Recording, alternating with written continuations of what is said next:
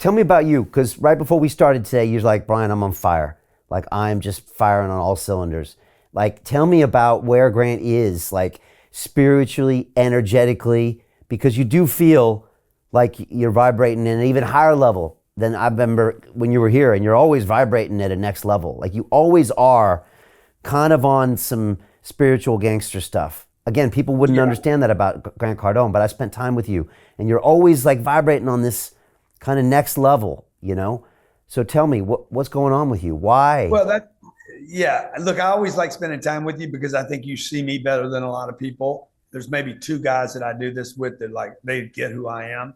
And it touches me every time I'm with you because I'm like, oh, wow, Brian understands who I am. Totally. And you've also seen the trajectory. Like you have literally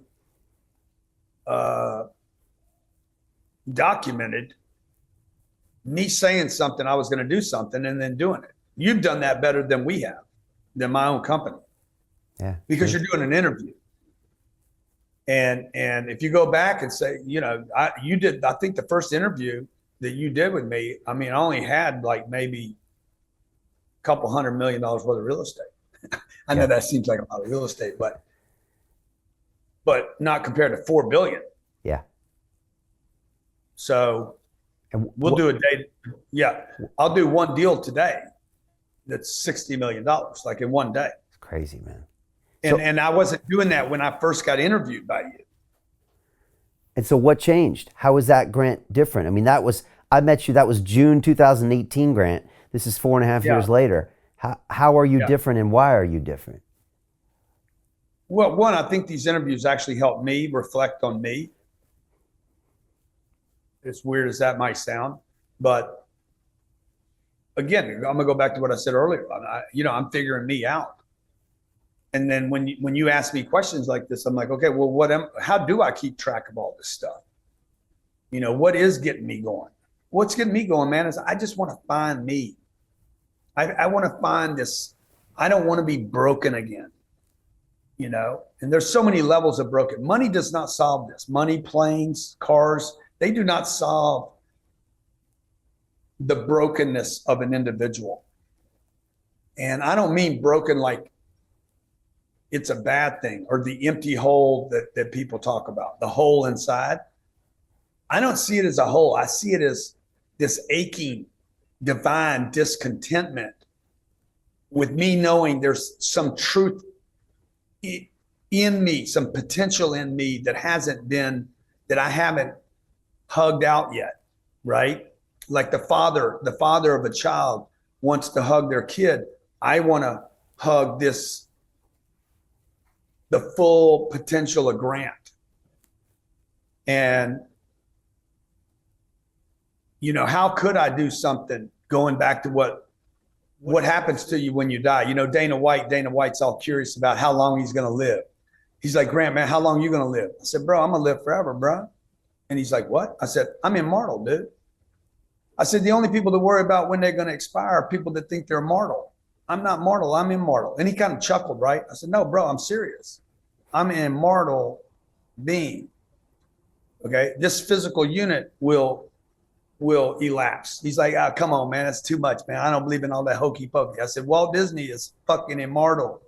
Steve Jobs is immortal, bro. Jesus Christ is immortal. Those guys did something so big that their name continues to perpetuate. JP Morgan will be around for thousands of years.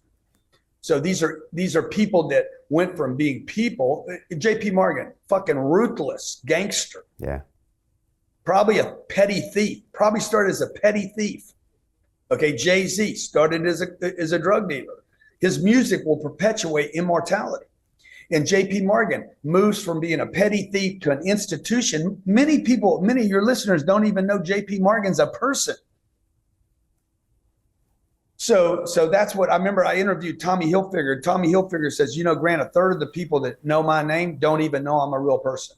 They think that I'm a brand, that there's no real Tommy Hilfiger. Well, that can be said about a lot of people, right? And so that's kind of where I'm going now. Okay. I think what I do now is I go from being, you know, the drug addict, car salesman, marketing, author, speaker, 10X guy to one day all that'll be thrown out and Grant Cardone becomes Cardone Capital, becomes Cardone Rock, and becomes an institution that could live, that could exist, and it would be worth trillions of dollars, not billions.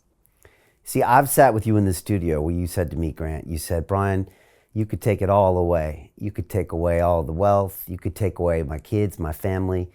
But like Cardone, me, I'm this piece of energy that's going to keep vibrating. And like no one ever said that to me before, Grant. I remember you said it. And that's why when you say this now, some people would misconstrue what you just said as, I'm going to be so big that I never get forgotten and my legacy is going to be so big and that's how I'm going to achieve immortality. But that's not what you just said. You just said, I'm going to be immortal because my energy will always be here and I will always be this energy. Some guys are trying to build something so they never get forgotten. It's more of a desperation move. But that's not what you just said, right? No, like I want to be able to make an impact. Okay, I want to make an impact. I want to achieve my full potential. And if your full potential is winning a race on a Saturday afternoon, okay, cool, but nobody's going to remember it next summer. It's just going to be forgotten. I don't want my efforts to be forgotten. I want them to make such a significant impact. Steve Jobs talked about denting the universe. I was down in LA the other day and I saw Steven Spielberg's name on the side of a hospital. I'm like, wow, why haven't I done that? Why? He's saying, hey, my work funded this hospital. My creativity funded this hospital. My creativity funded my ability to be charitable and to make a donation in a building that will be here for 1,000 years. And so I don't think Steven Spielberg's needed his name on a building, but it does, it's certainly inspirational to me to see his name on a building. I don't take it like, oh, he needed his name on a building. I'm glad he put his name on a building. So yeah, dude, I want to feel like I did something. I spent the first 20 years of my life doing nothing. I was literally stealing from society and robbing myself every day. And then the next 20, from 25 till 45, I worked myself like a slave. I was just a middle class slave. That's all I was. I thought I was better off than the slaves and the third world countries. I just dressed better and I had a better car, but I was a goddamn slave. And I was scared and I was small and I was, everything was about me feeling better about myself. Like it was all about money and I need to get my security and I thought money would get me security. It was a complete untruth. 2008 hit, last 12 years. Now I'm like, okay, now I need to do something big enough to where I feel good about the contribution I made. And it also might be about the age I'm getting to now too. So.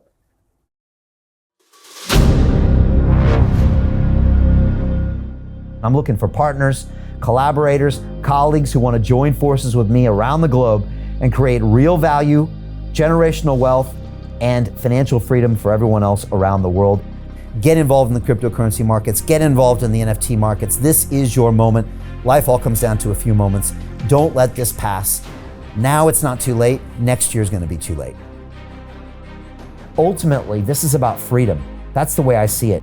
This is about giving power back to the people and enabling billions of people worldwide to use the financial markets to improve their lives and those of their friends and their families and their communities. Honestly, I think it's a violation of human rights not to allow people basic access to financial services. Because right now people are being kept in the dark, they're being robbed of education, and it's a travesty. And so I'm looking for people that want to join me and be a part of this solution. And that all happens inside the DeFi Academy. The gains my students are making are absolutely amazing. Double, triple digit gains in the first month alone. That's amazing. This will change your life. Now is the time to get involved. I'm gonna tell you exactly how my students in my academy made money in the last 30 days. I'm talking about real trading results. And let me just whet your appetite a little bit. Let me hit you with some numbers. I'm talking Brendan from New Zealand is up 68.77% on the month. Steve from Europe up 83%. Albert in Singapore up 169.9% on one single trade. I got Susan up 153% on her call options alone, also rocking 139% returns and 442% returns as well on individual trades. These are people that are changing their financial future in the last 30 days, but it's based on trading discipline. I've graduated over 500 students from inside my academy from over 54 countries around the world. It's amazing. When it comes to crypto, DeFi, and blockchain, we love this space. We truly believe it's the future. This is down to our core.